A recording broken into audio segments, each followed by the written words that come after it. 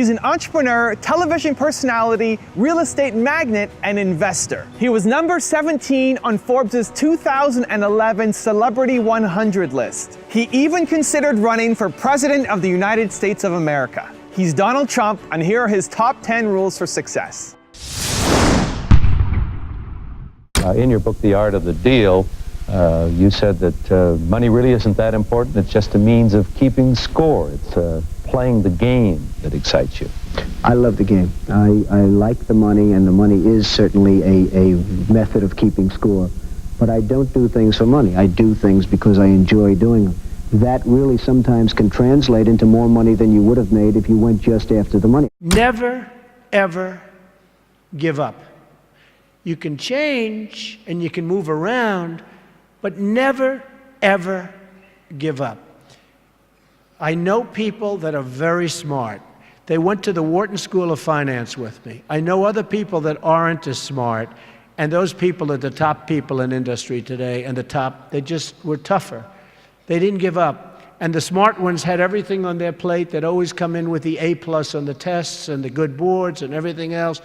But when they ran into problems, they didn't know how to solve the problems like the guys that weren't as good. And it's very seldom that you see something other than this happen. So never, ever give up. A lot of that is all in the details. You've got to be into the details, because if you're not, they'll come back to haunt you. So oftentimes, life is in the details. Well, business also is in the details. You have to be very careful. You have to watch the dotted I's, because you can really lose tremendously if you don't watch those details. So we discussed that, and as Robert likes to say, probably more than I do, that's the little finger. But it's all about the details. It's very important. Right. You want to be totally focused. You can't take your eye off the ball.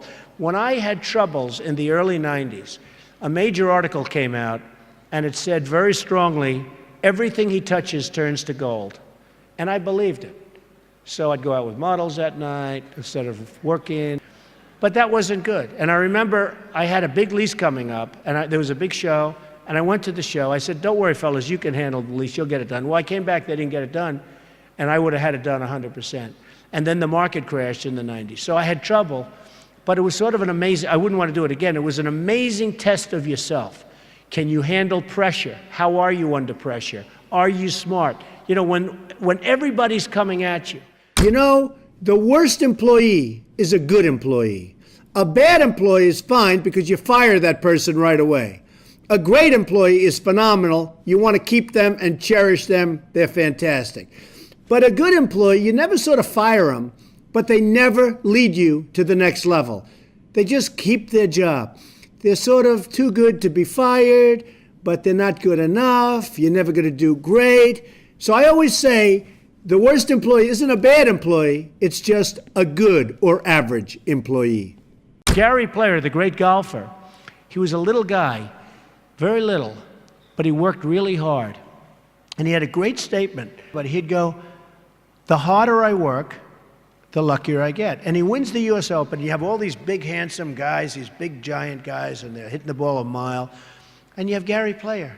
And Gary Player would win the Open. He'd win the Masters. He'd win this. He'd win that. And he said, hey, in the US Open, he hit a 5-iron to 1 foot from the hole, and he ended up getting a birdie and wins the US Open, right?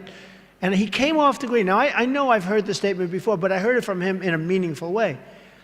They said, what do you think, Gary? What is it? He said, all I know is I've been working very hard, and the harder I work, the luckier I get. I thought it was an amazing statement. Sometimes in life, to be successful, oftentimes, most of the time, you have to follow your instincts. You have to follow your gut. You have to.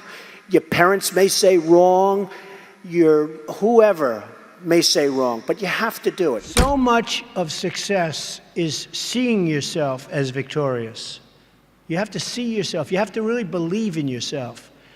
And sometimes it's hard. You've had failures, you've had weaknesses, you've had other things. You have to see yourself as a one-man band. Don't rely too much on other people because they'll let you down. You have to see yourself as victorious. And to be a winner, You have to think like a winner. If you don't think like a winner, it's just never going to happen. Many people have been asking about my desk and the fact that I have so many papers on my desk. It's actually very neat. I know where everything is, but if you look around, I mean, there's a lot of stuff. The fact is, I'm busy. I always notice that busy people, people that are very successful in many cases, have a lot going on their desk. I have papers from deals. I have papers from just about everything. I like to read up on things. I like to study what I'm doing. So therefore, you have a lot of action going on in your office. Now, some of the writers, some of the ones that aren't so smart, they talk about the desk negatively. They say, oh, isn't it terrible? Trump has so many papers on his desk. Let's analyze everything on the desk. And they do the best and they fail. But the fact is, I've noticed over the years, successful people have a lot going on their desk. My desk is in my office. My desk is a very important part of me. And frankly, it's a very important part of my success. Everything I do comes right through this desk. So if it's not perfectly neat, if there's a lot of action, I think that's okay. I actually think that's a good thing. You have to love what you do. And I'm not going to go over that long, but it solves a lot of problems. Because when you love what you do, when you really love what you do, you work harder. I mean, I have friends that don't love, and you know, I tell this story. A Wall Street titan, big guy, but I was richer than him, and I'm richer, according to Forbes, I'm much richer than him. So I like that, you know? I like that. But this big Wall Street titan, he's a big name. He has a son, and his son is a wonderful human being, which is amazing because the guy's a horrible person. But he's one of the biggest guys on Wall Street. So he wants his son, Alex. I'm going to use the name Alex. It's not his name, but I don't want to get this guy in any more trouble with his father than he already is. Alex isn't the strongest character. The father is a brutal, vicious killer. So the father has a big firm on Wall Street, and he wants Alex to go into the firm, of course. You know, come on, Alex, get in there, get in there. In the meantime, all these kids are graduating from Wharton and Harvard and Stanford, and they're just eating Alex's lunch. He doesn't have a chance. He doesn't have a chance. And he doesn't like it. He's not liking what he's doing. You got to love what you do. He's not liking it. So one day, but he can't leave because of his father. I actually tell him, why don't you leave? Your father's brutal. The father's just killing the guys. Tell him, you don't have what it takes. I'm sorry, Dad. Oh, this is great. So I say, you got to leave the father. You got to leave him. He said, I just can't, Donald. So anyway, he's a spoiled guy. He's a member of a very good golf club in Westchester, which is a rich place in New York. And he's on one of the committees, and he's on the Greens Committee. And they put him in charge of redoing the course. They're doing this big renovation of the course. It's a very good club. And he's there every morning at 5 in the morning. He doesn't leave. He did such an unbelievable job. The contractors respected him. Everybody respected him. So the wife comes up. He's doing so great, Donald. He's so amazing. And they give him an honor. And this is a tough group of people that have this club. You know, they're club members and they're difficult. They gave him an honor. The club came in under budget, faster by 2 months.